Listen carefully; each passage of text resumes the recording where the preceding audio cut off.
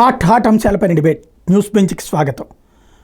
ప్రస్తుతం వరదలు, మెడికల్ సీట్లు, ఇట్లా రకరకాలైనటువంటి అంశాలు. ఈ అంశాల మీద ఓ పక్కన విపక్షం విమర్శలు, అదే సమయంలో అధికార పక్షం సమర్థింపు నడుస్తున్నది. అయితే జనసేనకి సంబంధించి అంటే ఎన్డీఏలో భాగస్వామి అయినటువంటి జనసేన ఆలోచన ఈ అంశాల మీద ఎలా ఉంది, ఈ అంశానికి సంబంధించి ప్రస్తుతం మనతో పాటు మాట్లాడేందుకు సిద్ధంగా ఉన్నారు శాంతి ప్రసాద్ గారు, సీనియర్ అడ్వకేట్, అలాగే జనసేనకు సంబంధించినటువంటి నాయకులు. నమస్తే అండి. నమస్తే సాయి గారు, థ్యాంక్ యూ. వరదలకి సంబంధించి ఇది ప్రకృతి వైపరీత్యంగా చూస్తారా, లేదంటే అన్ని ఇళ్ళు మునగడం, సరైన సమయంలో కమ్యూనికేషన్ ఇవ్వకపోవడాన్ని ఏ కోణంలో చూస్తారా? అది అధికారుల వైఫల్యమా, ప్రభుత్వానికి సంబంధించినటువంటి లోపమా? నేనైతే ఇది ఖచ్చితంగా ఒక విజయవాడ వాసిగా, విజయవాడలో నేను పెరిగిన వాడిగా, ఈ కృష్ణా కరకట్ల మీద మేము మా చిన్నతనంలో ఆడుకున్న వ్యక్తిగా, అన్ని చూసిన వాడిగా నేను చెప్పగలిగేదంటే అది ప్రకృతి వైపు వచ్చేది. ఎందుకంటే మేము చిన్నపిల్లలుగా ఉన్నప్పుడు మా జేజీ చెప్పేది, వాళ్ళ చిన్నప్పుడెప్పుడు విజయవాడలో మేమున్న కస్తూర్బాపేట ఏరియా పుష్ప హోటల్ సెంటర్, అప్పుడు ఇది ఇప్పుడున్న ప్రాంతానికన్నా ఇంకా 8 అడుగులు లోతులో ఉండేది. పల్లం అన్న మోకాలు నీళ్లు లోతు నీళ్లు, కృష్ణా నీళ్ళు వచ్చినాయని చెప్పారు. అంటే నాకు ఇప్పుడు 59 సంవత్సరాలు, 58, 59, సుమారుగా 70-80 సంవత్సరాలకి వెనక ఇంకా అంతకు ముందు వచ్చినట్టుగా మా ముసలాంగ్ చెప్పిన కథ వల్ల నేను తెలుసుకున్నాను. కానీ విజయవాడ ప్రాంతంలో ఎప్పుడు కూడా మేము చూసేది ఏంటంటే, కృష్ణా పరివాహక ప్రాంతంలో ఉన్న ఆ కృష్ణలంక, యనమల కుదురు, ఈ ప్రాంతాలు మునగటమే మాకు తెలుసు తప్ప ఎప్పుడు కూడాను బుడమేరు ఈ రకమైన ముంపుకు మేము చూడలేదు. అయితే మొదటిసారి ఇంత భారీ స్థాయిగా విజయవాడ మునగటము 15 డివిజన్లు పైగా 2 నియోజకవర్గాలు, పశ్చిమ నియోజకవర్గము, సెంట్రల్ నియోజకవర్గ పరిధిలో ఉన్న 36 డివిజన్లు, మొత్తం 50 డివిజన్లో దగ్గర దగ్గర 1/3 డివిజన్లు విజయవాడ నీట మునిగింది. అది కొంత ఇబ్బందికర. అది 3 కారణాల వల్ల జరిగింది తప్పితే అది మ్యాన్ మేడ్ డిజాస్టర్ అంటానికి లేదండి. ఈ కారణం మ్యాన్ మేడ్ డిజాస్టర్ అంటే దానికి వేరే యాంగిల్లో నేను చెప్తాను తర్వాత.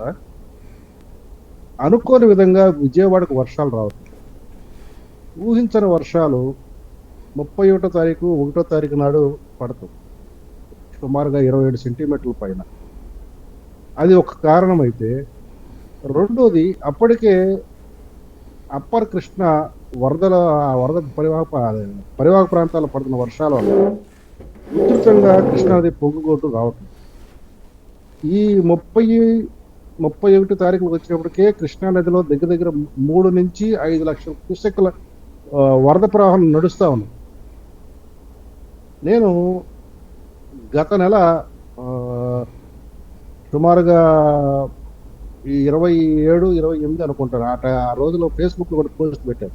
ఒక కృష్ణా జిల్లా వాసిగా, విజయవాడ ప్రాంతం చూసిన వాడిగా, శ్రీశైలం, నాగార్జున సాగర్, ప్రకాశం బ్యారేజీ, ఈ 3 గేట్లు పూర్తి స్థాయిలో ఎత్తి కృష్ణానది ఈ రకంగా ప్రవహించడం మేము ఎన్నో దశాబ్దాలను చూసి మళ్ళీ ఈరోజు చూస్తున్నాము అనే సంతోషం కూడా వ్యక్తపరచడం జరిగింది. అయితే అదే సమయంలో మా సొంత ఊరైన కొండపల్లికి పైన ఉన్న మైలవరం, అటు ఖమ్మం ప్రాంతంలో పుట్టే బుడమేరు, అది కూడాను ఒక్కసారిగా బుడమేరు ఎప్పుడు కూడా మీరు గమనిస్తే మామూలు రోజుల్లో నీరు కనపడవాలి, కానీ ఫ్లాష్ ఫ్లడ్స్ వస్తాయి. అవి క్లౌడ్ బర్స్టింగ్ వల్ల వస్తాయి. ఆ అనుకోని వర్షాలు రావటము, విజయవాడలో ఆల్రెడీ అత్యధిక వర్షపాతం నమోదయ్యి ఉంది. కృష్ణా నదిలో వరద ప్రవాహం కొనసాగుతూ ఉండటం, పైన మునేరు కూడా పొంగి పొరలుతూ ఉండటము, తద్వారా దగ్గర దగ్గర 10 లక్షల నుంచి 11.5 పైన లక్షల క్యూసెక్కుల నీరు కృష్ణలో ప్రవహిస్తుంటే, ఇటు బుడమేరుకు కూడాను ఎన్నడూ చూడని విధంగా 2005లో వచ్చిందని మనం విన్నాము. అప్పుడు 37,500 క్యూసెక్లని, ఇప్పుడు దగ్గర దగ్గర 40,000 క్యూసెక్లు వచ్చిందంతే చెప్తున్నారు. ఆ వచ్చిన బుడమేరు నీరుని కృష్ణానదిలో పంపించడానికి వెలగలేరు రెగ్యులేటర్ దగ్గర అక్కడ కూడా కృష్ణా ఈ నీరు ఎగదనటంతో ఆ ప్రవాహం ముందుకు సాగకపోవటం, అది విజయవాడ వైపు మరలటం, విజయవాడ ఏమో ఆక్రమణకు గురి కావటం, పైగా ఆ బుడమేరు కట్టలో ఉన్న మట్టిని తవ్వుకెళ్ళిపోవటము, ఈ ఆక్రమణల వల్ల కరకట్టలు బలహీనపడి గండ్లు పడటం, అది ఈ ముంపుకు కారణమైంది తప్పితే మ్యాన్ మేడ్ డిజాస్టర్ అంటే ఆ రకంగా కరకట్టల్లో ఉన్న మట్టిని బలహీనపరచడం మ్యాన్ మేడ్ డిజాస్టర్. ఆ పరివాహక ప్రాంతంలో, బుడమేరు పరివాహక ప్రాంతంలో ఆ ఆక్రమణకు గురి చేయటము, అలాగే కొల్లేరులోకి ఈ ఏరు ప్రవహించే ఆ మార్గంలో కూడా ఆక్రమణకు గురి కావటము, ఇది కూడా మ్యాన్ మేడ్ డిజాస్టర్. అంతవరకు మనం man made otherwise it is a ప్రకృతి వైపరీత్యం తప్పితే ఇతరత్ర కాదని నాకు తెలిసిన వాడిగా, నేను విజయవాడ వాసిగా, నేను చూసిన సంఘటనల నేపథ్యంలో నేను చెప్పగలను. అంటే ఇక్కడ సమస్య ఏంటంటే man made disaster secondary, intimation అన్నటువంటిది. బుడమేరు వరద గేట్లు వెలగలేరు దగ్గర ఎత్తినప్పుడు ఆ సమాచారం శనివారం సాయంత్రం ఎత్తితే ఆదివారం ఉదయం 8ంటికి కానీ అక్కడికి నీళ్లు రాల. ఈ విషయం ప్రజలకి చెప్తే కట్టుబట్టలతో రోడ్ల మీదకి పరుగులు పెట్టాల్సిన పరిస్థితి వచ్చేది కాదు. ఇవాళ ఇంత డిజాస్టర్ జరిగేది కాదు. ఎవరికి వాళ్ళు ఆల్టర్నేటివ్ చూసుకునేవాళ్ళు. అక్కడ లోపం అధికారులదా, ప్రభుత్వాందా? ఒకటి సార్, బుడమేరుకి ఎప్పుడు కూడాను మనము జనరల్గా ఇది అందరూ అంటుంటారు ముందుకు అప్రమత్తం చేయలేదని. మనకి నదులకి, కాలువలకి వాటర్ గేజ్ ఉంటుంది, ఎంత నీరు ప్రవహిస్తుంది ఎంత అనే దానికి కొలతలు ఉంటాయి. కానీ ఏరుకి, వాగుకి, వంకలకి మనం వాటర్ గేజ్ లేదండి. సరే, ఇక్కడే చిన్న విషయం, మనం ఏంటంటే ఆ ఎత్తిన తర్వాత బట్టి అలా కాదు. ఒక్క మాట మీరు అన్నది కరెక్టే. గబక్కన వచ్చే వర్షాన్ని లెక్కలో అది వచ్చేదాన్ని ఎవడు కాదనలేడు. అది ఎగువ ప్రాంతానికి వస్తుంది. దిగువకి వదిలిపెట్టింది నీళ్లు, అలాగే గండ్లు పట్టడం ఒకేసారి, ఈ రెండు జరిగినాయి. అది అక్కడి నుంచి ఇక్కడికి రావడానికి దాదాపు 10 గంటలు పట్టింది విజయవాడకి రావడానికి. ఈ 10 గంటలలో కనుక ఇంటిమేట్ చేస్తే అయిపోయి ఉండేది కదా. అది లోపం కాదంటారా? అది నేను అంత తీవ్రంలో, ఎందుకంటే నేను ఆ రోజు నుంచి ఇప్పుడు జగన్ రెడ్డి గారి స్టేట్మెంట్ తర్వాత బుధ, గురు, శుక్ర, శని ఆయన వరుసగా చెప్పుకుంటూ వచ్చాడు సార్. ఆ పత్రికలో, ఆయా రోజుల్లో ఉన్న పత్రికలు అన్నీ కూడా నేను చూశాను. ఇంక్లూడింగ్ సాక్షి పత్రికలో కూడా ఆదివారం నాడు వార్త చేత శనివారం నాడు పత్రికలో కూడా ఇంత వర్షపాతం పడుతుంది, బుడమేరు వల్ల ఈ ప్రమాదం పొంచి ఉంది అనే వార్త ఎక్కడా లేదు.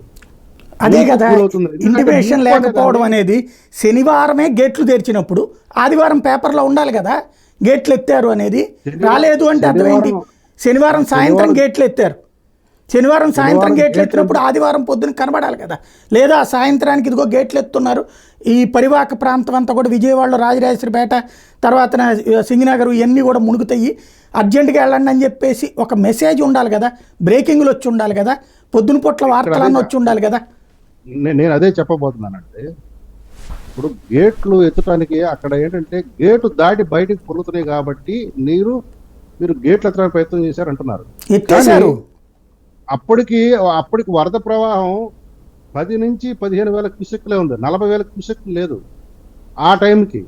కానీ ఫ్లాష్ ఫ్లడ్ లాగా వచ్చే ఒకేసారి వచ్చి సార్ గేట్ ఎత్తితే ఆ నీళ్లు ఆటోమేటిక్గా కింద ముంచుద్దండి. ఇంకా తర్వాత ఎంత వచ్చినా సరే ముందు గేట్ ఎత్తితే ఆ నీళ్లు వచ్చేది.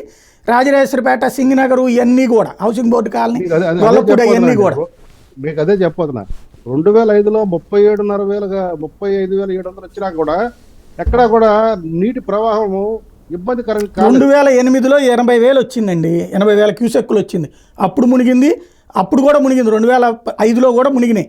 అయితే అప్పుడు విజయవాడలో ఉన్న కట్ట వెనకాల ప్రాంతాలు అవన్నీ. తర్వాత విజయవాడలో కట్ట కోసేసి అదంతా రోడ్డు వేశారు, ఎన్ఆర్ రింగ్ రోడ్డు అది వేశారు. కాబట్టి ఇప్పుడు శాంతం యూజులకు కూడా వచ్చింది వాటర్. ఇది గండి పడటం వల్ల వచ్చిన వరద తప్పితే, ముంపు తప్పితే, మామూలు న్యాచురల్ కోర్సులో కానీ బుడమేరు వచ్చినట్లయితే అది కొంత టైం తీసుకున్నాయి. బహుశా ఇక్కడ నేను అంటున్నది సాయంత్రం పూట నీళ్ల నుంచి ఉదయం పట్టింది. గేట్లు తెరిచినా గండి పడినా అవన్నీ ముందు రోజు సాయంత్రం 5:30కే జరిగిపోయినాయి. రెండో రోజు ఉదయం 8 గంటలకి ఊళ్ళోకి వచ్చినాయి. రాత్రిపూట 1 గంటకి వైఎస్ఆర్ నగర్ అక్కడికి వచ్చింది. ఆ మిగతా ప్రాంతాలకైనా ఇంటిమేట్ చేయొచ్చు కదా. సాయి గారు, విజయవాడ నగరంలో వరద వస్తే ఈవెన్ ఈ యనమల కుదురు ఆ ప్రాంతాల్లో మాత్రం 6 అడుగులు 7 వాళ్ళకి అడుగులు అటు పక్కన వాళ్ళకి అలవాటు ఉందండి, అక్కడ వాళ్ళకి వరద అలవాటు ఉంది. చూసాము, వాళ్ళకి అనుభవాలు ఉన్నాయి తప్పితే ఇటు పక్కన వాళ్ళకి ఉండదు. ఈ బుడమేరు పరివాహక ప్రాంతంలో మనం ఇంతవరకు కూడా మహా అయితే మోకాళ్ళ లోతు నీళ్లు అంతవరకు చూసాము, కానీ 7 అడుగులు ఎత్తు నీరు గృహాల్లో మొదటి అంతస్తులు కూడా ముంచే నీరు వస్తుందని మానవ మాతృడు ఎవరు ఊహించలేదు. ఆ ఊహించకపోవడం మానవ తప్పిదం కావచ్చేమో, కానీ అది మ్యాన్ మేడ్ డిజాస్టర్ అంటానికి ఆ కారణంతో అంటానికి మటుకు నేను అడుగుతున్నది ఇంటిమేట్ చేయలేకపోవడము అధికారుల తప్పిదమా ప్రభుత్వానికి తప్పిదమా అని అడుగుతున్నా. అది ఎవరు ఊహించని ఉత్పాతం. అది కాదు సార్, గేట్లు ఎత్తడం అధికారులు కదా ఎత్తింది. సార్ గేట్ ఇరిగేషన్ గేట్లు ఎత్తింది, నీళ్ళు వచ్చినాయి అని అదంతా కిందకు వదులుతామని అక్కడికి వదలడం అంటే కొల్లేరికి పోయడమే, అంటే ఈ ఊళ్ళో నుంచి వెళ్ళడమే. అంటే గేట్ ఎత్తేటప్పుడు ప్రభుత్వానికి మేము ఇంటిమేట్ చేసామని వాళ్ళు చెప్తున్నారు, ప్రభుత్వం ఏమో ఆ విషయంలో ఏమీ మాట్లాడట్లేదు. ఇక్కడ పాయింట్ ఏంటి, గేటు ఎత్తారు అంటే అక్కడికి వస్తున్నప్పుడు ఆ ఇంటిమేషన్ ఇవ్వాల్సింది అధికారులన్నా, కలెక్టర్ ఇవ్వాలా, కమిషనర్ ఇవ్వాలా, మున్సిపల్ కమిషనర్ ఇవ్వాలా, వాళ్ళైనా ఇంటిమేట్ చేయాలి కదా. వాళ్ళు చెయ్యకపోవడాన్ని ఎందుకు ప్రభుత్వం నెత్తిన పెట్టుకోవాలి, ఎందుకు సమర్థించుకోవాలి వాళ్ళని?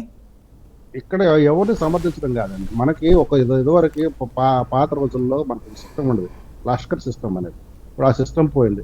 నేను 31వ తారీఖు నాడు ఆ వీడియోలు చూశాను, కొంతమంది యూట్యూబ్లో అప్లోడ్ చేసి గేటును దాటి అడుగు 2 అడుగులు పైన ఆ నీరు ప్రవాహం రావడం చూశాను.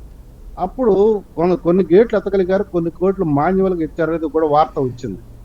కానీ దానికన్నా అప్పటికే కృష్ణా నది ఎగదన్ని ఉండటం, కృష్ణా నీరు వెనక్కి రావటం, రెండోది ఇక్కడ అన్నిటికన్నా ఇంకా ఇబ్బందికరమైన మాట ఏంటంటే బుడమేరు ముంపు 35,000 క్యూసెక్కుల నుంచి 40,000 క్యూసెక్కులు వరద ప్రవాహాన్ని కూడా కృష్ణలో కలిపేలా చేయాలనే ఆలోచన వచ్చినా దాన్ని సాకారం చేయకపోవటం అక్కడ ప్రభుత్వాల తప్పు ఉంటే ఉండొచ్చు.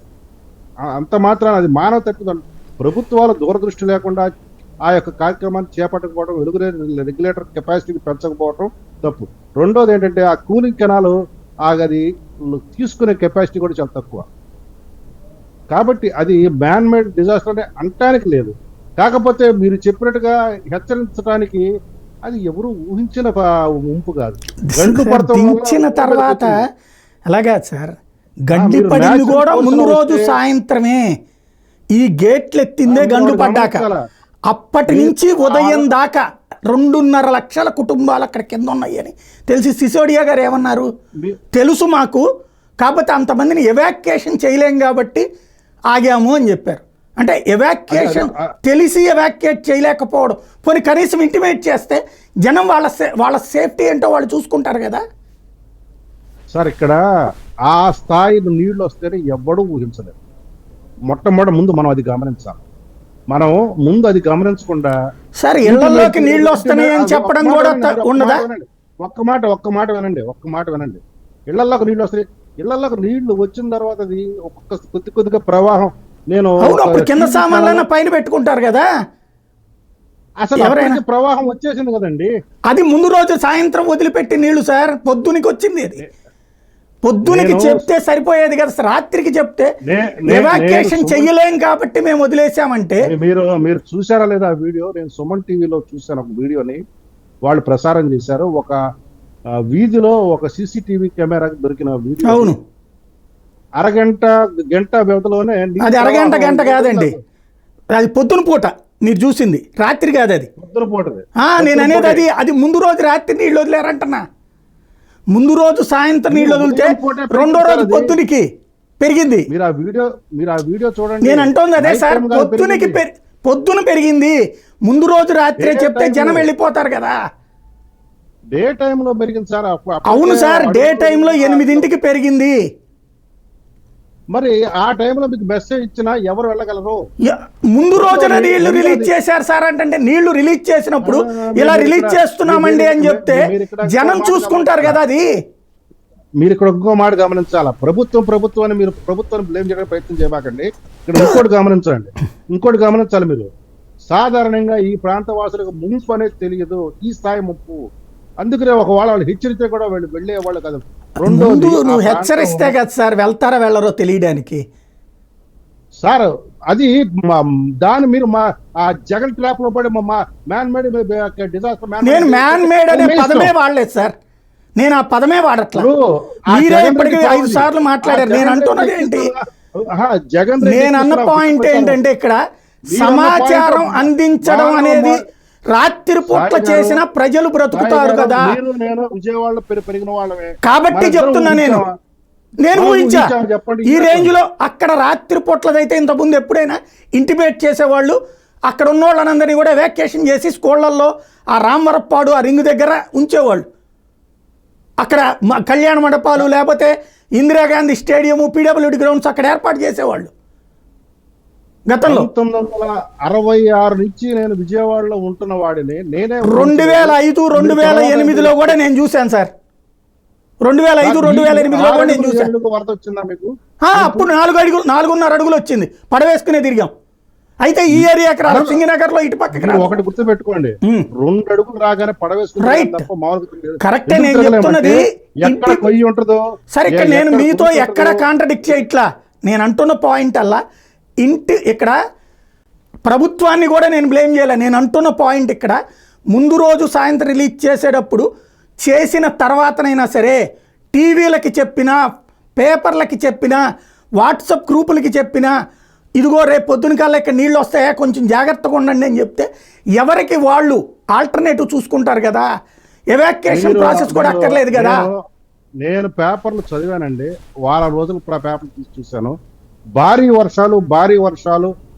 వర్షాలనే ఉంది తప్ప ఆ వర్షాల వల్ల వరద ముంపు ఉంది.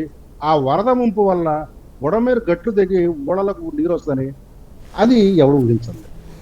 భారీ వర్షాలను చెప్తున్న పాయింట్ ఒకటి, మీరు చెప్తున్నది ఒకటి. నేను అంటోంది శనివారం రిలీజ్ చేసినప్పుడు ఆదివారం పొద్దునకి పేపర్లో వచ్చినా రెడీ అవుతారు కదా. ఆ రోజు ఉదయానికి మీ లెక్కల ప్రకారం ఎంత? శనివారం సాయంత్రం రిలీజ్ చేసినప్పుడే 25,000 క్యూసెక్కులు నీళ్లు ఉన్నాయని, ఆ పైన ప్రవహిస్తున్నాయని వదిలిపెట్టారు వాళ్ళు. అప్పటికే ఆ వదిలిపెట్టడం అంటేనే సరిగ్గా ఛానలైజ్ చేసుకుంటూ సిస్టమేటిక్ అబద్ధం తెలుసు కదా సార్. కింద 11.5 లక్షల క్యూసెక్కులు వెళ్ళబోతున్నాయని తెలుసు, అటు వెళ్ళదని తెలుసు. అసలు గేట్ ఎత్తేదే కృష్ణలోకి వెళ్ళడానికి కుదరక. గేట్ ఎత్తేది ఎందుకు ఎత్తుతారు? కృష్ణలోకి వెళ్ళే ఛాన్స్ లేనప్పుడు ఎత్తుతారు. ఎందుకు ఆలోచిస్తారు మీరు? వెలగలేరు రెగ్యులేటర్ అనే ఆలోచనతో ఆలోచిస్తున్నారు. మీరు సహజ సిద్ధమైన బుడవేరు ఆ యొక్క ప్రవాహ తీరు మీరు గమనించట్లా. సాధారణంగా ఆ ఏరియాలో అక్కడ ప్రవాహం మొదలైతే విజయవాడకు వచ్చేటప్పటికి 1.5 రోజులు 2 రోజులు పట్టింది పాతక రోజుల్లో. ఇప్పుడు ఎప్పుడైతే ఎక్కడికక్కడ గట్లు, ఆ వంపుల్లో గట్లు అవన్నీ తీసేశారు, ప్రవాహ వేగం పెరిగింది. ఇది ఆ రోజున పెద్దలు చెప్తున్న మాట. 70-80 అడుగుతుంటే వాళ్ళు చెప్తున్న మాట బుడమేరు కింద సార్. మీరు చెప్పే వంపులన్నీ కింద.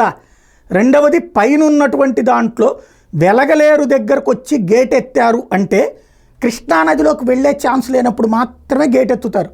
లేకపోతే అది కృష్ణానదికి నేరుగా వెళ్ళిపోతుంది, ప్రాబ్లం ఉండదు. కానీ అక్కడ గేట్ ఎత్తేటప్పుడు ఇంటిమేట్ చేసి, నేను అంటోంది ఇక్కడ ఎవరిని బ్లేమ్ చేయట్లేను అనే పాయింట్. ఇంటిమేషన్ అధికారులు చేయడం బాధ్యత కాదంటారా?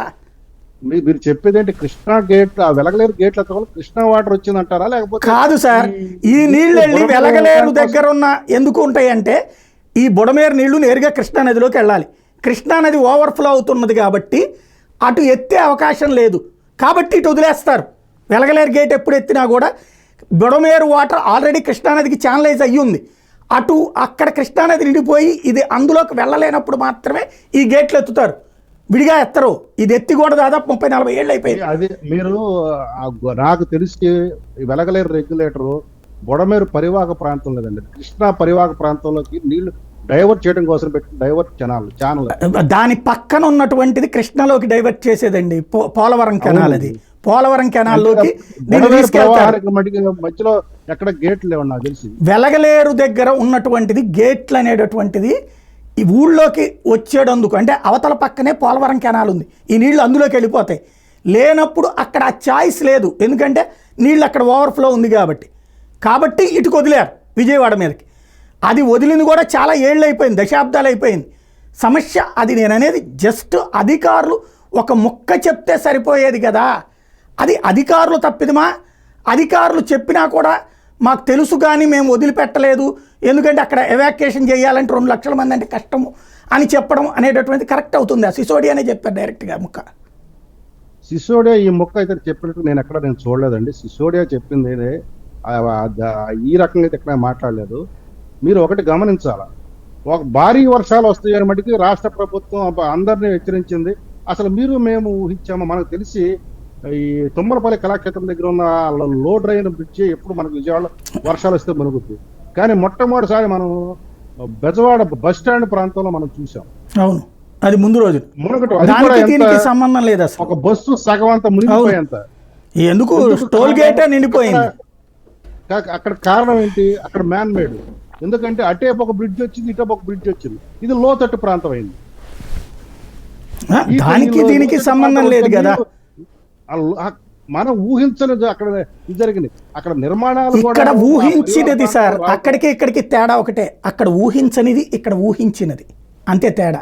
ఊహించినదని మీరు సిసోడియానే చెప్తున్నారు సార్. మాకు తెలుసు ముందు రోజునే అని తెలిసినా, కాకపోతే 2 లక్షల అది కాదు చెప్పలా. బుడమేరు నీళ్లు వదులుతున్నామని మాకు తెలుసు, కాకపోతే ఎవాక్యుయేషన్ చేయడం 2 లక్షల మంది ఇది కష్టం కాబట్టి అని సిసోడియా స్పష్టంగా చెప్పారు. బుడమేరు వస్తుంది, దానివల్ల ముంపు వస్తుంది. గండ్లు పడతాయి వల్ల గండ్లు కూడా పడటం వల్ల విజయవాడలోకి నీళ్లు వస్తున్నాయి, ఈ ప్రాంతంలోకి నీళ్లు వస్తున్నాయి అని తెలుసు.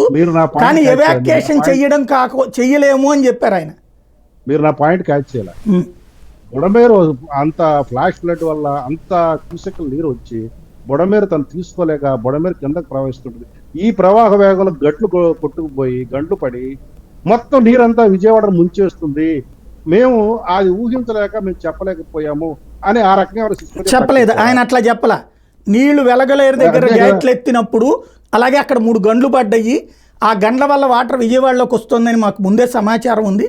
అయితే ఆ సమాచారం అక్కడ ఎవాక్యుయేట్ చేయాలంటే 2-2.5 లక్షలు అంటే కుదరదు. గోదావరి లాంటి చోట్ల మేము ఎవాక్యుయేట్ చేద్దామని ప్రయత్నిస్తే మాకు తెలుసులే అంటారు, అందుకని మేము చేయలేదని చెప్పాడు ఆయన. ఇది కరెక్ట్ గా మాట. ఇప్పుడు మీరు చెప్పిన మాట కరెక్ట్.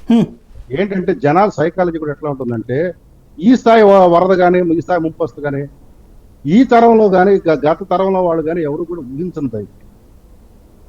మనం 2 అడుగులు 3 అడుగులు మనం ముంపు చూసాం కొన్ని ప్రాంతాల్లో. మొట్టమొదటిసారిగా బెజవాడ బస్టాండ్ ప్రాంతంలో అంత ముంపు చూసాం. కానీ సాధారణంగా మనం ఎప్పుడు చూసేది యనమల కుదురులాకు కృష్ణలంక. కానీ అటువంటిది ఈ ఇటేపు వస్తుందనేది మనం ఎప్పుడు ఊహించలేదు. మన తరం కాదు, మన ముందు తరం కాదు, ఆ ముందు తరం కూడా ఊహించలేదు, వాళ్ళు చూడలేదు. ఇది ఎవరు ఊహించని ఉత్పాతం. ఇది ఒక గుణపాఠం నేర్చుకోవాలి మనం. కానీ ఆయన ఎవాక్యుయేట్ చేయలేక మేము వదిలేసాము అన్నదాన్ని మీరు గుణపాఠం కింద ప్రజలకే గుణపాఠం అంటున్నారు. ఎవాక్యుయేట్ చేయమంటలేదు సార్. నేను ముందు రోజున సమాచారం అందిస్తే వాళ్ళ తిప్పలాళ్ళు పడేవాళ్ళుగా జనం. అప్పుడు వెస్ట్ గోదావరి వాళ్ళు ఫీల్ అవుతారు కాబట్టి, అంటే వాళ్ళకి ఆల్రెడీ గోదావరి వరదలు ఎప్పుడు తెలుసు కాబట్టి, లేదా కృష్ణలంక వాళ్ళకి చెప్పినా కూడా వాళ్ళకి ఎప్పుడు తెలుసు కాబట్టి ఉంటారు. ఈ ఏరియా వాళ్ళకి చెప్తే వాళ్ళు టాటా సంస్థ వాళ్ళ కార్లన్నీ స్టాక్ పాయింట్లు అట్ట పెట్టు కూర్చుంటారా? ఆటోలు ఉన్నోడు అట్ట పెట్టు కూర్చుంటాడా? కార్లు ఉన్నోళ్ళు అక్కడ పెట్టు కూర్చుంటారా? ఈవెన్ 2 అడుగులు 3 అడుగులు నీళ్ళు వచ్చినాయి పాడవుతాయి అని చెప్పి తీసుకెళ్ళి ఎక్కడో చోట పెట్టుకుంటారు కదా. ఆ కనీసం ఇంటిమేషన్ కదా చేయాల్సింది. నేను అంటోంది అది. ఇక్కడ అధికారులు ప్రభుత్వానికి, ఇక్కడ ప్రభుత్వం నెత్తినేసుకుంటోంది అధికారులు తప్పిదాన్ని. మీరు దాన్ని సమర్థించుకుంటే మీ ఇష్టం. నేను ఒక చిన్న మాట చెప్తా. నేను విజయవాడ పుట్టి పెరిగిన వాడమే కదా. ఎప్పుడైనా కానీ టాటా కార్లు పెట్టిన ప్రాంతం మునగటం మీరు ఎప్పుడైనా విన్నారా? విన్నానండి. నేను ఈ స్టాక్ పాయింట్ ఏరియాలో 2008 అప్పుడు అయితే అప్పుడు టాటా లేదు, వేరేది ఉండేది. ఏది సెకండ్ హ్యాండ్ మేడ్ వెరైటీస్ ఉండేది అక్కడ. తర్వాత ఇండస్ట్రీస్ చాలా వచ్చినాయి. ఇప్పుడు బెంజ్ లారీలు అటువంటివి ఉండేవి. బెంజ్ లారీలు అంటే లారీలు ఉండేవి, డ్రైవర్లు అక్కడ ఎక్కువ ఉంటారు కాబట్టి. అది తేడా. నేను అక్కడ ముంపు ఎప్పుడు నేను చూడలేదు. అది నో డౌట్, ఇంత భారీ ముంపు ఎప్పుడు చూడలేదు. నేను అంటోంది జస్ట్ ఇంటిమేషన్ మిస్సింగ్ అన్నటువంటిది అధికారులు చేసిన తప్పిదాన్ని ప్రభుత్వం ఎత్తినేసుకుంటాం అనేది. కూడా ప్రజలు కూడాను ఇంత భారీ ఉత్పాతం జరుగుతుందని అప్పుడు తప్పు వాళ్ళది అవుతుంది సార్. 60 మంది చచ్చిపోవాలనుకుంటారా? లేదా 45 మంది చచ్చిపోవాలనుకుంటారా? అదే వాళ్ళు 60 అన్నారు, 45 అని పత్రికలే రాసినాయి. 42, 43 వాళ్ళు చచ్చిపోవాలని అయితే అనుకోరు కదా. 42 అని పత్రిక చెప్తున్నా, ప్రభుత్వం అధికారికంగా 25 అని చెప్పింది. జగన్ రెడ్డి ఏమో ఇంకా 60 అన్నాడు, ఇంకా ఎక్కువ అని చెప్తాడు. రైట్, పోనీ 10 మంది అనుకుందాం సార్, చచ్చిపోవాలని ఎవడనుకోడు. జనాలు ఏ రకంగా చనిపోయినా అది మన చేతుల్లో లేని దాని వల్ల చనిపోవటం వల్ల అది ముందుగా కొంత ఇంటిమేట్ ఇబ్బందికరమైన చేస్తే పరిస్థితి. కూడా అట్లుంటది అంటున్నా నేను. సార్ ముందుగా ఇంటిమేట్ చేసే పరిస్థితి అక్కడ ఎక్కడ ఉంది అని నేను ఉంది అడుగుతున్నాను. సార్, 10 గంటలు సార్ వచ్చింది ఊళ్ళోకి నీళ్లు. 10 గంటల ముందు మీరు చెప్తే చాలు. న్యాచురల్ కోర్సులో వరద వస్తే న్యాచురల్ కోర్సులో అది వచ్చే వరదని ఎవ్వడేం చేయలేడు సార్. గేట్ ఎత్తడము అంటే మనం ప్రభుత్వం ఎత్తేది, అధికార యంత్రాంగం ఎత్తేది. ఆ ఎత్తే ఒక్కొక్క ముక్క చెప్తే చాలు, ఎవరి తిప్పలాళ్ళు పడతారు. ఆ తిప్పలు పడేటటువంటి అవకాశం ప్రజలకు ఇవ్వకుండా శాంతం తిప్పలు పెట్టి అదేమంటే సార్, దీంట్లో తప్పేం లేదు అని చెప్పుకుంటే మీ ఇష్టం. మీరు అడిగేది ఎట్లా ఉందంటే ఒక సిసోడియాకి తెలిసింది కానీ బయట సిసోడియాకే ప్రపంచానికి కాదు, చెప్పలేదు. ఇరిగేషన్ కి తెలుసు, సిసోడియాకి సరే, తెలుసు, ఈ- జిహెచ్ఎంసీకి తెలుసు. మనం ఇరిగేషన్ అందరికన్నా కూడా వెలగేరు రెగ్యులేటర్ దగ్గర ఉండే దీనే చెప్పారు ఆయన. ఎన్టీఆర్ డిస్ట్రిక్ట్ కలెక్టర్ గారు వీళ్ళకి తెలుసే అనుకుందాము. ఉమ్. వాళ్ళు కావాలని ఇన్ఫర్మేషన్ సప్రెస్ చేశారు, ఈ యొక్క ఉత్పాదన కారణం అనుకుంది. ఎంక్వైరీ చేద్దాం సార్. అది చేస్తే ఇంకా అసలు గొడవే ఉందండి. అది ఎంక్వైరీ చేయగల చేద్దాం ఇష్యూనే కదా. సార్. రైట్. అది ఎట్లా అది- జరుగుతుంది అది అసలు ఈ యొక్క ఫ్లడ్స్, ఈ ఫ్లాష్ ఫ్లడ్స్ ఎందుకు వస్తున్నాయి? అసలు ఈ కోర్సు న్యాచురల్ రివర్ కోర్స్ అన్నీ చేయండి, తప్పేం లేదు. ముందు ఆ రోజున వైఫల్యం, ఇంత నష్టం, ప్రతి ఇంటికి పూర్తి స్థాయి నష్టం జరగడానికి కారణం ఏంటన్నదైతే బాధ్యత వహించాలి కదా ఎవరో ఒకరు. ఆ అసెస్మెంట్ జరగాల. ఎందుకంటే భవిష్యత్తులో ఇటువంటి జరగకుండా చూసుకోవాలంటే ఇప్పుడు జరిగిన నష్టం ఏంటి, ఎందుకు జరిగింది, ఎలా జరిగింది, ఇందులో మానవ తప్పిదాలు ఎంత శాతం ఉంది అనేది కూడా అసెస్మెంట్ చేసుకోవాలి. రైట్. ఒకవేళ తప్పిదాలు ఉంటే ఏ రకంగా తప్పిదాలు జరిగినాయి, ఏ స్థాయిలో జరిగినాయి కూడా అసెస్మెంట్ చేసుకోవాలి. రైట్. మరొక ప్రధానమైన అంశం మెడికల్ సీట్ల వివాదం. ఏదైతే మెడికల్ కళాశాలలకు సంబంధించి అనుమతి ఇచ్చినా కూడా వాటిని కొనసాగించట్లేదని ఇటు పక్కన విపక్షం విమర్శిస్తుంటే, లేదు అక్కడ తగిన వసతులు లేవు అందుకని మేము సీట్లు వదిలేసాము, అది కూడా పీపీపీ కిందన ఇస్తాము అన్నటువంటిది తాజాగా ప్రభుత్వం వైపు నుంచి చేస్తున్నటువంటిది. ఇది ప్రయోజనమే అవుతుందా భవిష్యత్తులో రాష్ట్రానికి? ఇక్కడ జగన్ రెడ్డి చాలా ఘనంగా చెప్పింది ఏంటంటే 2001 ఆ ప్రాంతంలో అనుకుంటున్నా, 2000లోనూ 17 మెడికల్ కాలేజీలు పెడుతున్నాము. 2003లోనే చెప్పింది, అంత ముందు లేదు. ఇచ్చింది 2003లో ఇచ్చారు. ఇదే 2014లో 18, 19 కాకుండా 22లోనో 23లోనో వచ్చినాయి. కరోనా తర్వాత కేంద్ర ప్రభుత్వం ఆఫర్ చేసింది జిల్లాకు ఒక మెడికల్ కాలేజీని, కరోనా బాధలను చూశాక. ఆ తర్వాత వచ్చిన ఈ యొక్క ఆఫర్ థాట్ వల్ల వచ్చిన ఆలోచన ఇది. అయితే 17 మెడికల్ కాలేజీలు పెట్టేశాము అని చెప్పేసి ఆయన చెప్పారు. కానీ వాస్తవానికి మంజూరైంది 5 మెడికల్ కాలేజీలు మాత్రమే. అందులో పులివెందుల, పాడేరు, మదనపల్లి, మార్కాపురం, ఆదోని ఉంది. ఇక మిగతా కాలేజీలకి అంత అనుమతులు రాలేదు. వీటికి ఎందుకు వచ్చినంటే ఆ సంవత్సరానికి సరిపడా ఆయా రిక్వైర్మెంట్ చూపించారు. తర్వాత ఫర్దర్గా నెక్స్ట్ ఇయర్కి వచ్చేప్పటికి మళ్ళీ ఫర్దర్ రిక్వైర్మెంట్ చూపిస్తామన్న అండర్టేకింగ్ వల్ల నేషనల్ మెడికల్ కౌన్సిల్ అంగీకారం తెలిపింది. అయితే తర్వాత వచ్చే సంవత్సరానికి ఆ రిక్వైర్మెంట్ పూర్తి కాల. ఏవి పాడేరు కానీ, పులివెందులు కానీ, మార్కాపురం కానీ, ఈ ఆదోనిలో కానీ, ఈ కాలేజీల్లో మదనపల్లి కానీ, మిగతా కాలేజీ ఇప్పుడు మా మచిలీపట్నం ఉంది, ఇప్పుడు సెకండ్ ఇయర్ కూడా కంటిన్యూ అవుతుంది. మాది అది వాడికన్నా కొంత ముందే ఫస్ట్ ఇయర్ ఫస్ట్ ఇయర్ అయితే ఇప్పుడు సెకండ్ ఇయర్ కూడా ఉంది. కానీ ఇక్కడికి వచ్చినప్పటికి ఏమైందంటే మనకి ఆ స్థాయి మెడికల్ కాలేజీలు కట్టాలంటే ఆ స్థాయి నిపుణులు కూడా ఆ మెడికల్ కాలేజీలకి అటాచ్ అయ్యి ఉండాలి. అక్కడ లోపం జరుగుతుంది. ఆ యొక్క రిక్వైర్మెంట్ లేనప్పుడు నేషనల్ మెడికల్ కాలేజీ ఆ స్థాయిలో సీట్లు ఇవ్వటానికి అంగీకరించదు. ఎందుకంటే అసంపూర్ణమైన, అసంగతంగా జరిగే విద్య అనేది రేపు ఇది భవిష్యత్తులో ఎంత తీవ్రంగా దారితీస్తున్నది ఉద్దేశంలో అది. ఎందుకంటే చాలా నైపుణ్యత కూడింది, చాలా లోతుగా చదవాల్సిన విద్య అది. కాబట్టి ఎటువంటి మౌలిక వసతులు కానీ, దానికి తగ్గ నైపుణ్యత కలిగిన ఆ టీచర్లు అంటామా, లేకపోతే రెసిడెంట్ డాక్టర్లు అంటామా, లేకపోతే ప్రొఫెసర్లు అంటామా, వీళ్ళందరూ కూడా స్టాఫ్ కానీ వీళ్ళందరూ కూడా ఆ రిక్వైర్మెంట్ కావాలి.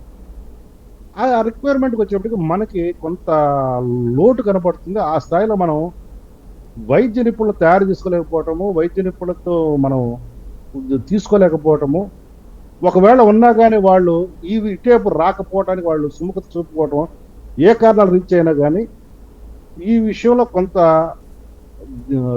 దాన్ని ఏమంటామంటే సరైన ప్రణాళిక లేకపోవటం వల్ల కొంత మేరకు మనం సీట్లు ఆ నేషనల్ మెడికల్ కౌన్సిల్ గుర్తించకపోవడం వల్ల ఈ సంవత్సరం కోల్పోవడం జరిగింది. అంటే అందులో దాంట్లో పులివెందుల విషయంలో పాడేరుకి మటుకి ఒకవేళ అలా లోపాలు ఉన్నా కూడాను, అంటే యాక్చువల్గా 40% దాకా కన్స్ట్రక్షన్స్ జరగలేదని, 25 to 30% ఎంతో స్టాఫ్ అండ్ అండర్ స్టాఫ్ కూడా ఉన్నారని, ఇది రిక్వైర్డ్ క్వాలిఫైడ్ స్టాఫ్. అయినా సరే పులివెందుల పాడేరుకి మటుకు సీట్లు ఇచ్చారనేది ఒక వార్త వచ్చింది. అది కూడా ఎక్కడ సాక్షిలో వచ్చింది. అయితే సాక్షిలో ఇంకొక వార్త కూడా వచ్చింది. పులివెందులకు ఇచ్చిన సీట్లని ఎట్లా ఇచ్చారు అని ప్రశ్నించారు. దానికి ఇచ్చిన యొక్క లెటర్ని వెనక్కి తీసుకుంటున్నారు అని ఒక వార్తా కథనం కూడా వచ్చింది. ఇప్పుడు పులివెందులకి పాడేరుకి లిబరల్గా కన్స్టిట్యూట్ చేసుకుంటూ నేషనల్ మెడికల్ కాలేజ్ ఇచ్చినప్పుడు, అదే స్థాయిలో ఉన్న మదనపల్లి, మార్కాపురం, ఈ ఆదోని మెడికల్ కాలేజీలకు మరి ఎందుకు సీట్లు పెంపకం చేయలేదు? ఒకే రాష్ట్రమే కదా. ఇక్కడ మౌలికమైన ప్రశ్న వస్తుంది. అంటే ఎన్డీఏ ప్రభుత్వమే ఉంది, మీరు అడిగితే కాదనే పరిస్థితి ఉండదు. అన్ని కాలేజీలు ఇప్పుడు ప్రైవేట్ కాలేజీల్లోనే పూర్తిగా లేకపోయినా ఏర్పాట్లు చేస్తున్నారు. రెండవది ఏంటంటే పులివెందులకి సంబంధించినటువంటిది సత్యకుమార్ యాదవ్ గారే చెప్పారు. ఏంటంటే అక్కడ అసలు అడగకుండా ఎట్లా ఇచ్చారు, మేము కన్సెంట్ ఇవ్వకుండా ఎట్లా ఇచ్చారని ఆయన అడిగారు. తాజాగా కూడా ఇక్కడ వచ్చిన సీట్లే వద్దని చెప్పడం, లేదంటే కనుక మనమే అడిగి ముందు కానివ్వండి. ఇప్పుడు ఫర్ ఎగ్జాంపుల్ మీకే తెలుసు, ముందు కృష్ణా యూనివర్సిటీ, అంతకుముందు నాగార్జున యూనివర్సిటీలో పార్ట్ ఒక కాలేజీలో పెట్టారు దాన్ని. అలాగే కేంద్ర సంస్థలు 12 దాకా వచ్చినాయి. వాటికి తగిన బిల్డింగ్ లేకముందే ముందుగా అయితే కాలేజీలు నడిపేశారు. ముందు ఎందుకు మనకి సీట్లు వస్తాయి, వ్యవస్థ నడుస్తుంది. తాడేపల్లిగూడెంలో పెట్టిన అదేదో నేషనల్ ఎంఐటి ఇట్లాంటివన్నీ వచ్చినాయి కదా. అట్లాగే ఇప్పుడు వస్తున్నప్పుడు మనం వినియోగించుకోవాలా అవసరం లేదనుకుంటున్నారా? అయితే మీకు ఇక్కడ చిన్న ఇబ్బంది ఏంటంటేనండి, మిగతా కాలేజీలు పెడతానికి మెడికల్ కాలేజీ పెడతానికి చాలా మౌలికమైన తేడా ఉంటుంది. ఇది బిల్డింగ్లు లేకపోతే బిల్డింగ్లు వేరే. ఇప్పుడు ఉదాహరణ మీకు చెప్తాను సార్. మా సిద్ధార్థ లా కాలేజీ ఎక్కడ స్టార్ట్ చేశారు తెలుసా? సిద్ధార్థ మెడికల్ కాలేజీ మార్చి రూమే మా క్లాస్ రూమ్స్. మేము అక్కడ చదువుకుంటుండగా మేము సెకండ్ బ్యాచ్, మాకు ముందు ఫస్ట్ బ్యాచ్, మేము సెకండ్ బ్యాచ్ స్టూడెంట్స్. మేము అక్కడ చదువుతుండగానే శవాలు రిక్షాలో తీసుకుంటూ ఉండేవాళ్ళు. మేము ఏంటి మా కళ్ళారు చూసిన వాళ్ళు. అప్పుడు తర్వాత మేము మా బ్యాచ్ వాళ్ళము మేము స్ట్రైక్ చేసిన తర్వాత ఇప్పుడున్న సిద్ధార్థ లా కాలేజీ బిల్డింగ్ వచ్చింది. ఆ స్ట్రైక్ చేయడానికి నేనే లీడ్ తీసుకున్నాను. నన్ను కాలేజీ నుంచి సస్పెండ్ చేసి అసలు డిస్మిస్ చేయాలని కూడా చూశారు మేనేజ్మెంట్. అయితే విద్యార్థుల యొక్క పవర్ వల్ల అది జరగలేదు అనుకోండి, అది వేరే విషయం. ఒకటైతే చెప్తాను సార్, బిల్డింగ్లు కొరత ఇటువంటివన్నీ అయితే మనం దాన్ని పూర్తి చేస్తాం. కానీ సిబ్బంది కొరత, నిపుణుల కొరత ఉండటం వల్ల ఆ సమయానికి సరైన ఆ విద్యార్థి ఎందుకోకపోతే ఆ విద్యా సంవత్సరం కోల్పోతాడు. ఆ విద్య కూడా సంపూర్ణంగా రాదు. కాబట్టి ఆ రకమైన లోపాల బట్టికి మెడికల్ కాలేజీలకు ఉండకూడదు. ఆ కారణాల రీత్యానే అక్కడ ఆ అనుమతులు మంజూరు చేయడంలో జాప్యం జరుగుతున్నది తప్పితే. ఎందుకంటే ఈ కాలేజీలు స్టార్ట్ చేసినప్పుడు మన క్రమ పద్ధతిలో వాళ్ళు కూడాను ఏంటంటే ఫండ్స్ తీసుకొస్తారు. ఇవి ప్రభుత్వం ఆధ్వర్యంలో నడిపేవి. 17 మెడికల్ కాలేజీలు పెడతానని చెప్పాడు, కానీ 17 మెడికల్ కాలేజీ ప్రభుత్వ ఆధ్వర్యంలో కదా, 5 మెడికల్ కాలేజీలకే మొట్టమొదటి అనుమతి వచ్చింది. ఆ విషయాన్ని జగన్ రెడ్డి గారు సప్రెస్ చేశారు. 17 మెడికల్ కాలేజీ పెట్టామని మోసం చేశారు. సరే, అది ఏదైనా భవిష్యత్తులో అయినా రావాల్సిందే. ఎందుకంటే పెడతామని ఒకసారి మాట వచ్చిన తర్వాత. ఉదాహరణకి ఏలూరు ఉంది. ఏలూరు ఆల్రెడీ గవర్నమెంట్ హాస్పిటల్ దీనికి అటాచ్ చేస్తూ అక్కడ సీట్లు పెంచడానికి, ఆ బెడ్ల సంఖ్య కూడా పెంచడానికి ప్రయత్నం చేశారు. మనం దాన్ని కూడా మనం చూసాం ఆ సమయంలో.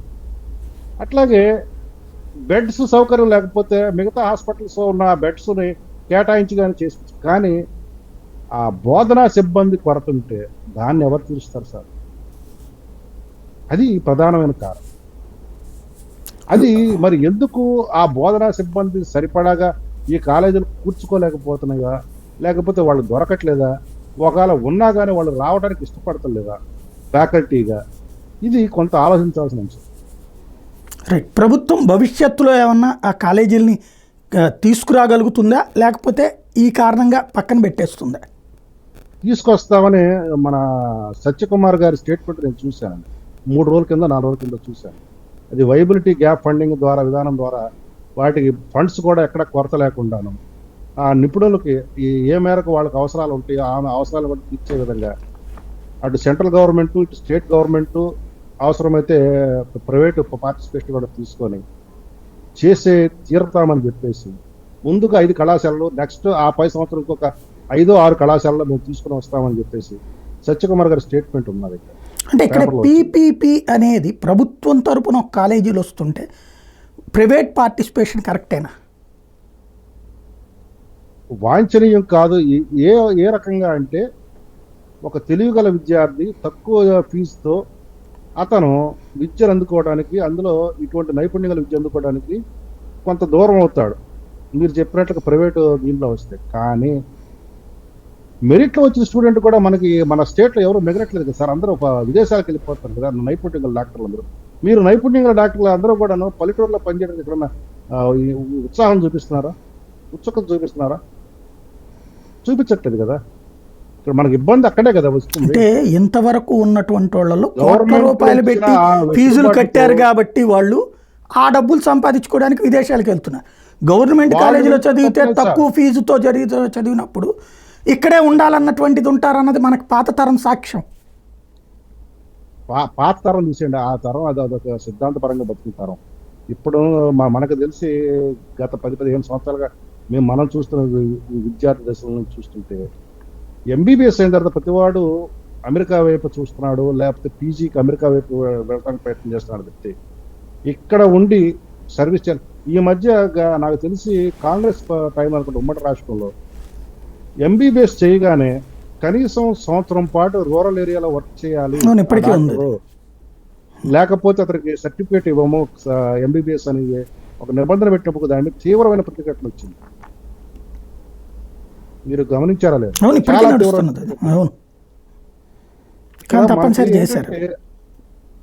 అది కంపల్సరీ చేశారు కాబట్టి హౌస్ సర్జరీ దీనికి ఇన్నాళ్ళ అనేది ఇప్పుడు అది కొంత ఇదైంది. కానీ మీరు చాలా తక్కువ డబ్బులతో, చాలా తక్కువ ఖర్చులతో మీరు ఎంబీబీఎస్ అంటే ఒక రకంగా చెప్పాలంటే సబ్సిడీ దీంతో చదువుకొని మీరు చదువుకున్న ఆ విద్య, నైపుణ్యం గల విద్యని మీరు 4 సంవత్సరాలు 5 సంవత్సరాలు పల్లె ప్రాంతంలోనో లేదా మీకు నచ్చిన ప్రాంతంలోనో మీరు దాన్ని చేయకుండా మీరు పట్టణ ప్రాంతానికి విదేశాలకి వెళతాననే యావలో ఉండటం వల్ల వైద్య రంగం మనకు సరైన నిష్పత్తిలో మనకి ప్రజలకు అందుబాటులో రాలేదనేది మన అందరికీ తెలిసిన సత్యం.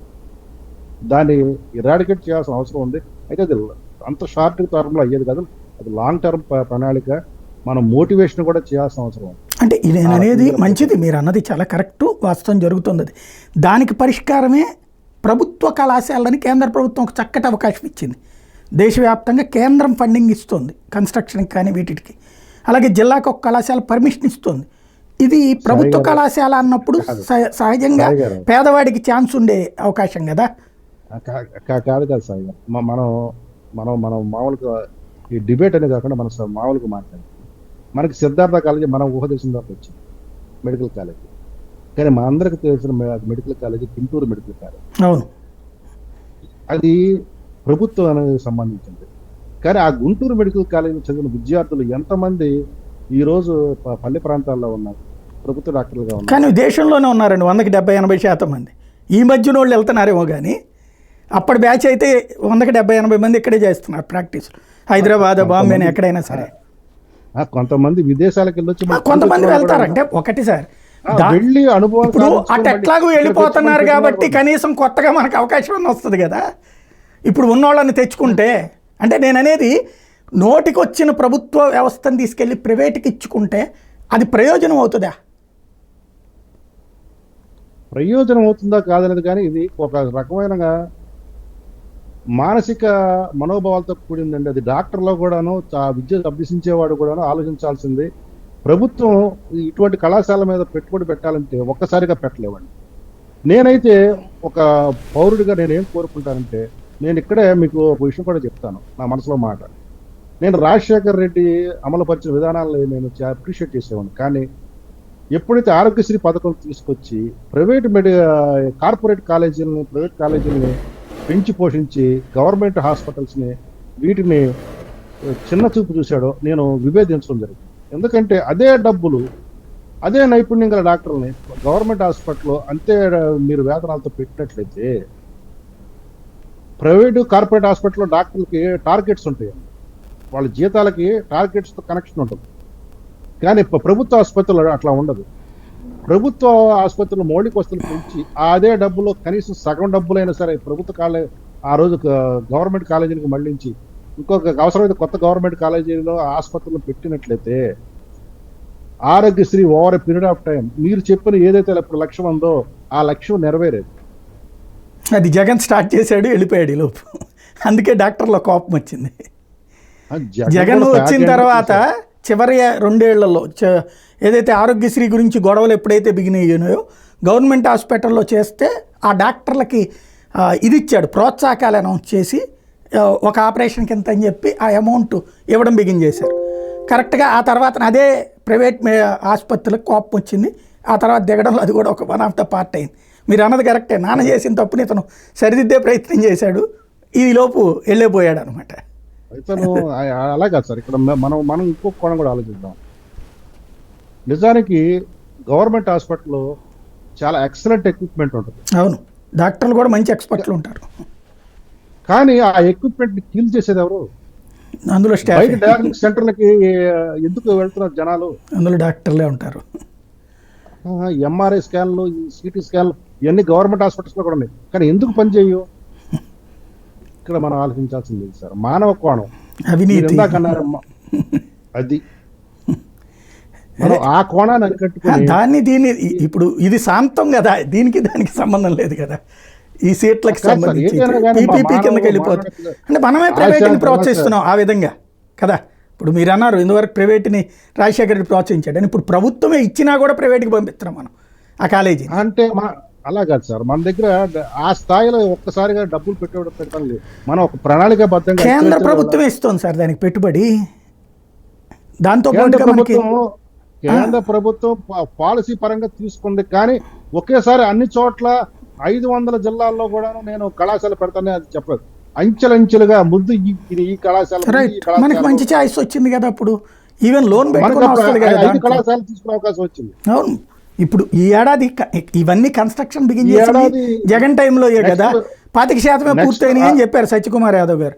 ఎస్, మిగతాది పూర్తి చేసుకోవడం మేము చేస్తాం. 6 కళాశాలలకి మేము లైన్ లో పెడతామని చెప్పారు. అవును, నేనంటే అవి ప్రైవేట్ పీపీపీ అంటున్నారు. పీపీపీ అన్నప్పుడు ఆటోమేటిక్గా ప్రభుత్వం చేతుల నుంచి వెళ్ళిపోతుంది కదా. ఈ ప్రైవేట్ కాలేజీ అంటే గవర్నమెంట్ సొమ్ముతో ప్రైవేట్ నడుస్తున్నట్టు కదా. ప్రైవేటు వాళ్ళ ద్వారా ఏంటంటే వాళ్ళకి సంబంధించిన సిబ్బంది నైపుణ్యత ఉన్న వాళ్ళని ఇందులో తీసుకుంటారేమో సార్.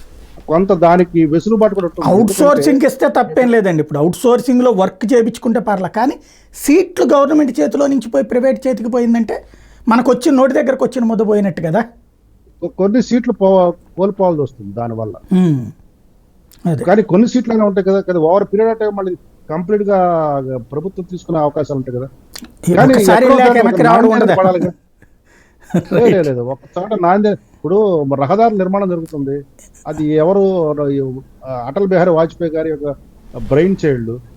ఈ రోజు ఆ టోల్ ట్యాక్స్ కడుతూ వచ్చారు. ఇప్పుడు కొన్ని రహదారులు టోల్ కట్టాల్సిన అవసరం లేకుండా ఆ రహదారులు వాడుకుంటున్నాం కదా ఓవర్ పీరియడ్ ఆఫ్ టైం వచ్చినప్పటికీ. ఇప్పుడు మనం కొన్ని ప్రాజెక్టులు ఉంటాయి, ఈ built BOT boot build operate transfer ఇట్లా ఉంటాయి కదా ప్రాజెక్టులు.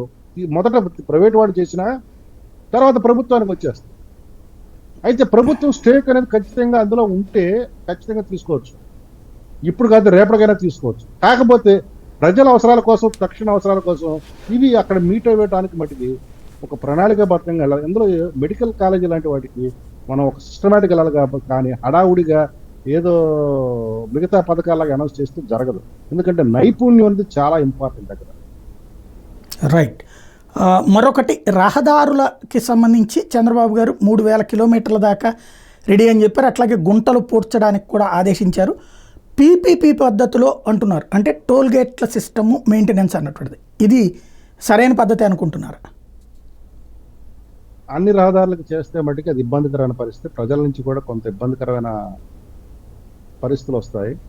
కాకపోతే కొన్ని ప్రధానమైన కూడళ్ళు ఏమైనా ఉంటే వాటికి చేయవచ్చేమో, కానీ అన్ని రహదారులకు చేస్తారనేది నేను కూడా వినలేదు వార్త. ఆర్ఎన్బి రోడ్లు 3,900 కిలోమీటర్లు అంటే ఆర్ఎన్బి రోడ్లన్నీ ఉన్నాయి అయ్యే మ్యాక్సిమం. లేదు సార్, ఈ మధ్య మీకు తెలుసో తెలియదు, జగన్ రెడ్డి ప్రభుత్వం కొన్ని రహదారుల్ని తను మెయింటైన్ సెంట్రల్కి ఇచ్చేసాడు నేషనల్ హైవేస్ కింద. ఇప్పుడు ఈ ఈ ప్రభుత్వం ఇది కూడా అట్లా ఇస్తే నష్టమేం లేదు, శుభ్రంగా కేంద్రం వాళ్ళు కట్టుకుంటారు అక్కడ. ఇది రాష్ట్రం ఎలాగా సార్, మీరు డిస్ట్రిక్ట్ హెడ్ క్వార్టర్స్ నుంచి స్టేట్ క్యాపిటల్ కనెక్టివిటీ వచ్చే రోడ్ల వరకు అయితే పర్వాలేదు, కానీ డిస్ట్రిక్ట్ హెడ్ క్వార్టర్స్ నుంచి మండలానికి వెళ్ళే, మండల హెడ్ క్వార్టర్స్కి వెళ్ళేవి, మండల హెడ్ క్వార్టర్స్ నుంచి విలేజ్కి వెళ్ళే రోడ్లకి అటువంటి పద్ధతిలో చేస్తే మటుకు ఖచ్చితంగా మీరు అన్నట్లుగా ఇబ్బందికరమైన వాతావరణం వస్తుంది. నాకు తెలిసి చంద్రబాబు నాయుడు ప్రభుత్వం అటువంటి ఆలోచన చేయట్లేదు. రైట్, మంచి పని. సూపర్ 6 పథకాలకు సంబంధించి షెడ్యూల్ ఏమన్నా ఉందా? షెడ్యూల్ అయితే ఇవ్వలేదు, కానీ కొన్ని కార్యక్రమాలు అది చేస్తామని చెప్పారు. అది కొంత 20 లక్షల ఉద్యోగాలు అనే దానికి ఇప్పుడు లోకేష్ బాబు గారు చెప్పిన దాని ప్రకారం అది సూపర్ 6లోది కాదు, అది మామూలు జాబ్ హామీ. సూపర్ 6లో ప్రధానంగా తల్లికి వందనము, లేకపోతే రైతులకి భరోసా 20,000 రూపాయలు, ఇంటింటికి 1,500 రూపాయలు, ఇవి సూపర్ 6 పథకాలు. ఇదిగోండి సూపర్ 6 అని ఇక్కడ నేను డౌన్లోడ్ చేశాను. ఓకే, దాంట్లో అది కూడా ఉంది, 20 లక్షల ఉద్యోగాలు కూడా. 20 లక్షల ఉద్యోగాలు లేదా నెలకు 3,000 రూపాయలు నిరుద్యోగ భృతి ఉంది. రైట్. స్కూల్కి వెళ్ళే ప్రతి విద్యార్థికి 15,000, అంటే మీరు చెప్పిన తల్లికి వందనం. ప్రతి రైతుకి ఏటా 20,000 ఆర్థిక సహాయం. ప్రతి మహిళకు 1,500 రూపాయలు 19 నుంచి 59 సంవత్సరాల వరకు. ప్రతి ఇంటికి ఏడాదికి 3 ఉచిత సిలిండర్లు. మహిళలకు ఉచిత బస్సు ప్రయాణం. ఇది టీడీపీ వారి యొక్క సూపర్ 6.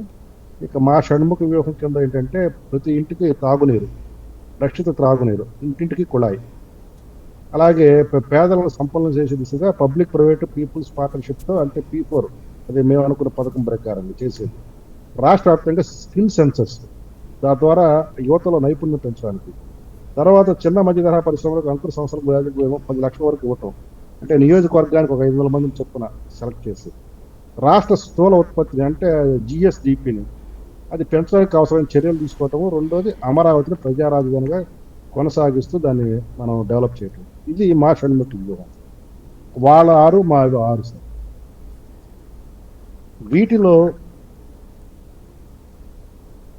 ఈ తల్లికి వందనం అనే దాన్ని అమలు చేయవచ్చు. కాకపోతే ఇక్కడ నిన్నే అనుకుంటా కొంత ఎగతాళిగా మాట్లాడారు జగన్ రెడ్డి. అది అతని ధోరణి అతను వదిలేసేయండి, కానీ అది over a period of time అవుతుంది. ఇప్పుడు ప్రస్తుతం ఈ రాష్ట్ర ప్రభుత్వం, కూటమి ప్రభుత్వం చేస్తున్న ఇదేంటంటే రాష్ట్ర ఆర్థిక పరిస్థితి, మనం ఇచ్చిన హామీలకు ఏ మేరకు మనం ఏ హామీని ముందుకు తీసుకెళ్ళమో, ఏ దశలో తీసుకెళ్ళగలమో అనే ప్రణాళికలో భాగంగా ఇప్పుడు 3వ నెల నుండి 4వ నెలకు అడుగు పెట్టింది. నాకు తెలిసి 100 రోజుల పాటు ఈ అసెస్మెంట్లోనే ఉంది. ఇప్పుడు ఇక ప్రణాళికాబద్ధంగా వెళ్ళాలనే దాని మీద ఉంది. ఇప్పుడు ఇసుక సంబంధించి, లిక్కర్ సంబంధించి పాలసీలు తీసుకున్నారు. రెండోది, ఈ స్కూల్కు వెళ్ళే ఈ విద్యార్థులకు అనేది ఈ విద్యా సంవత్సరం అయిపోయినా కానీ అది ఇవ్వవచ్చు, అది పెద్ద ఇబ్బంది ఏమి కాదు. రెండోది, రైతులకి ఈ పంట సమయం ఇప్పుడు అయిపోయినా నెక్స్ట్ టైం దాన్ని ఇవ్వచ్చు పూర్తి చేసి. ఎందుకంటే మేము వృద్ధాప్య పింఛను 3 నెలలది కూడా కలిపి మేము ఇవ్వటం జరిగింది. కాబట్టి అక్కడ అనుకున్న ప్రకారంగా అయితే జరుగుతుంది. కానీ ఎప్పుడేం జరుగుతుంది అనేది మీరు అడిగిన కాల పరిమితి అనేది నేను ప్రస్తుతానికి దాని గురించి అంత స్పష్టత ఇవ్వలేను, కానీ ఖచ్చితంగా కూటమి ప్రభుత్వం మటుకి వీటిని ఖచ్చితంగా అమలు చేసి తీరుతుంది. ఈ ఉచిత బస్సు ప్రయాణం అనేది కూడాను సాధ్యం అవుతుంది. 3 గ్యాస్ సిలిండర్లు అనేది కూడా సాధ్యం అవుతుంది. ఈ ఏడాది నుంచి అమలు అవుతుందా, దశల వారీగా అంటే 5 ఏళ్లలో చేసుకుంటూ వెళ్తారా? 5 ఏళ్ళు కాదండి, బహుశా ఈ ఏడాది చివరికల్లా దాదాపుగా లాంచ్ కావచ్చు. రైట్, చాలా మంచి పాయింట్ అది. ఆల్రెడీ స్కిల్డ్ సెన్సస్ మొదలు పెట్టారు. తర్వాత ఈ అమరావతి అనే దాని నిర్మాణానికి ఆల్రెడీ మా పార్టీ చెందిన సిద్ధాంతాలకు కొనసాగటం మొదలుపెట్టినాయి. ఆ జలజీవన మిషన్ కింద ప్రతి ఇంటికి కుళాయి అనే కాన్సెప్ట్ మీద పవన్ కళ్యాణ్ గారి మొన్న మధ్య ఒక ప్రణాళికను కూడా విడుదల చేశారు. సో అంచెలంచెలుగా సాగుతున్నాయి. అది మీరు చెప్పినట్లుగా ప్రజలకు చేరువ కావడానికి, అందరికీ కనపడే విధంగా ఉండడానికి కొంత సమయం అయితే తీసుకుంటుంది. రైట్. ఆ, ఆ, ఇక్కడ మొన్న మీ ఊర్లో అనుకుంటా, ఇప్పుడు మీరు మచిలీపట్నంలో ఉంటున్నారు కదా, జనసేన తెలుగుదేశం పార్టీకి సంబంధించి ఒక వివాదం వచ్చింది, అట్లాగే నెల్లూరులో ఒకటి. ఇవి స్థానిక నాయకుల యొక్క చపల చిత్తమా, లేకపోతే ఏమన్నా ప్రాబ్లమ్స్ ఉన్నాయా? ఇప్పుడు రాజకీయ పార్టీ అన్న తర్వాత కొందరు కార్యకర్తలు ఉంటారు సార్. వాళ్ళు స్థానిక సమస్యల మీద ఎక్కువగా రెస్పాండ్ అవుతుంటారు. పార్టీ సిద్ధాంతాల మీద వాళ్ళు ఒక సూత్రబద్ధంగా ఉన్నప్పటికీ కూడా వాళ్ళని స్థానిక పరిస్థితులు బాగా వాళ్ళని ఇంజెక్ట్ చేస్తూ ఉంటాయి, వాళ్ళని ప్రేరేపిస్తూ ఉంటాయి.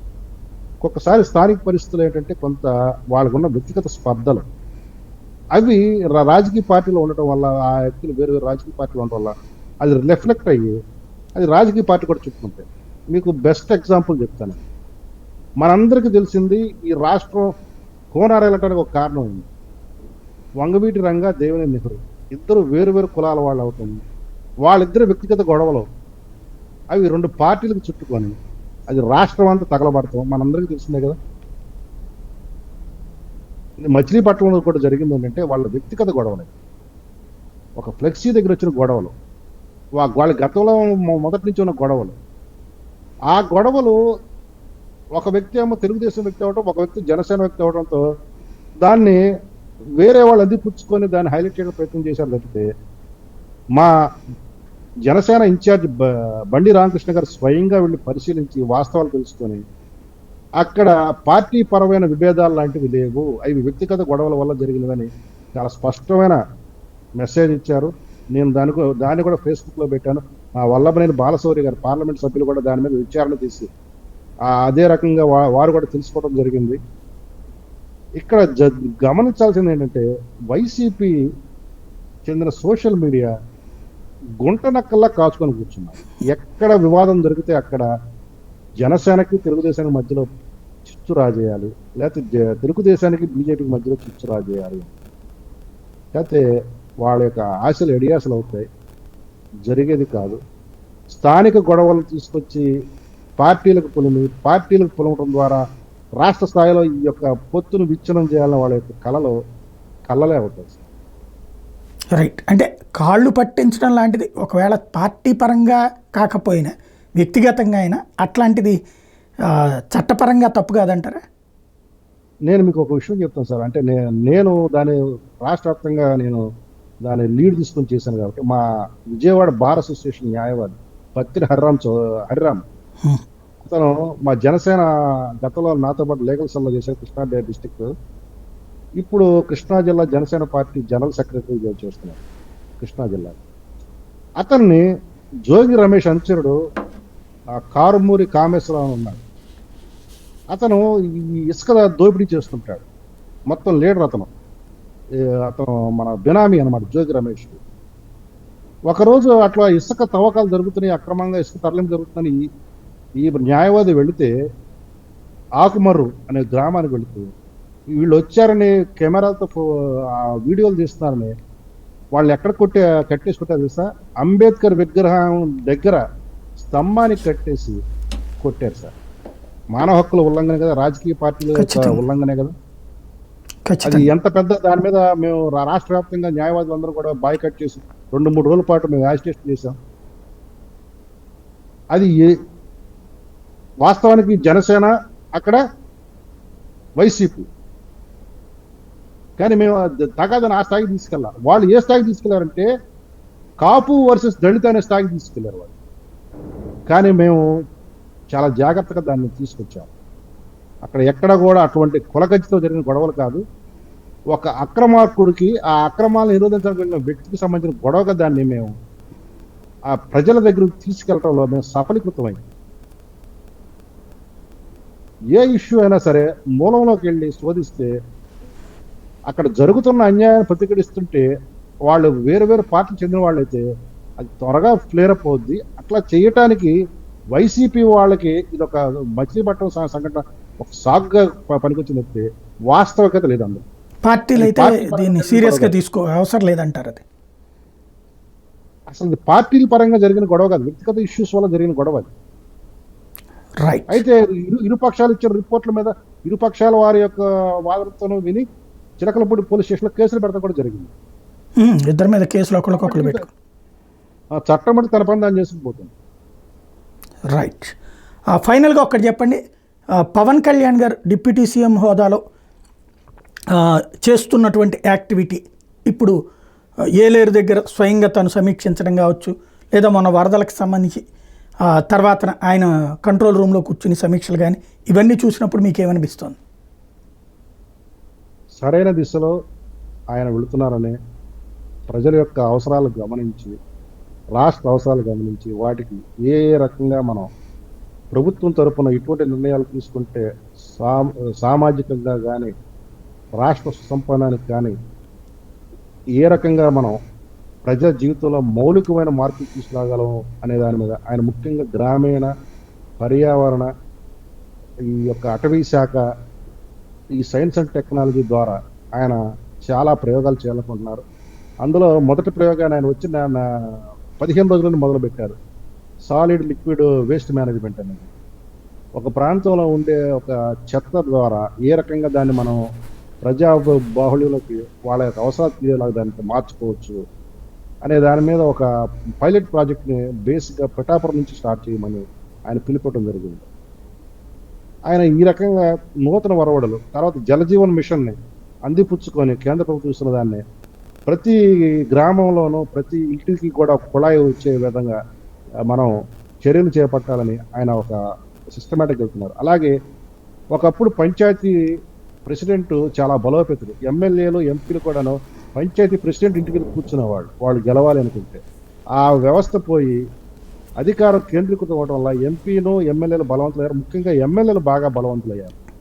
మళ్ళీ ఆ యొక్క స్థాయి నుంచి మళ్ళీ పాత రోజులైన ఆ ప్రెసిడెంట్ సర్వసంపన్నుడు, ఆ గ్రామంలో అతనే ముఖ్యమంత్రి, అతనే ప్రధానమంత్రి అనే స్థాయికి పంచాయతీని బలోపేతం చేసి 73వ రాజ్యాంగ సవరణ ద్వారా వచ్చిన స్ఫూర్తి ద్వారా ఆ యొక్క పంచాయతీని బలోపేతం చేయడానికి పవన్ కళ్యాణ్ గారు సత్తా ప్రయత్నిస్తున్నారు. అలాగే పర్యావరణం కూడా పంచాయతీల ద్వారా పెరగాలని ఆయన మొక్కలు పెంచే కార్యక్రమం, ఆ మొక్కలు కూడా ఎటువంటివి అంటే ప్రజా బాహుళ్యానికి పనికొచ్చేవి, ఫలాలు ఇచ్చేవి అయితే ప్రజలు వాటిని విరివిగా వాడుకుంటారు తద్వారా అనే ఆ రకమైన ఆలోచన కూడా చేస్తున్నారు.